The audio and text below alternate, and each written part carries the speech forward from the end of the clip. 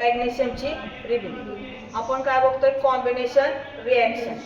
मॅग्नेशियमची ribbon plus O2. Oxygen कधी येणार? Combustion मध्ये. कंबशन म्हणजे काय? ज्वलन.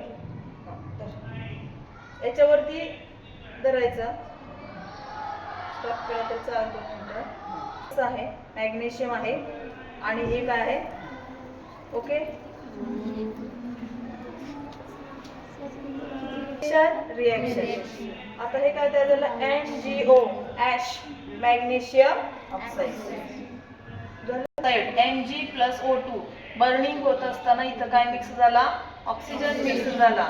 MgO हे तयार झालेलं मॅग्नेशियम ऑक्साईड आणि त्याच्याबरोबर आपण एक्झोथर्मिक रिएक्शन बनणार आहे. एक्झोथर्मिक रिएक्शन मध्ये काय होणार? हीट काय होणार? इव्हॉल्व होणार का रिलीज होणार?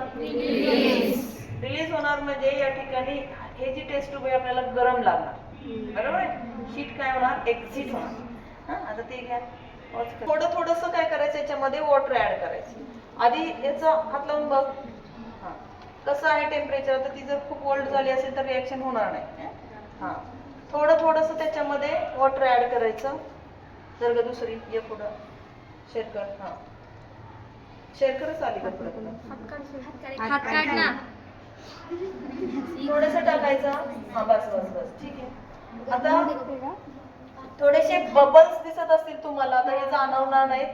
तर हा CO2 काय होतो? रिलीज होतो. हा रिलीज झालेला CO2 आपण जार मध्ये घेतला थोड्या प्रमाणात, तर या ठिकाणी थोडंसं ते काय होणार आहे? गरम. तेच म्हटलं की जर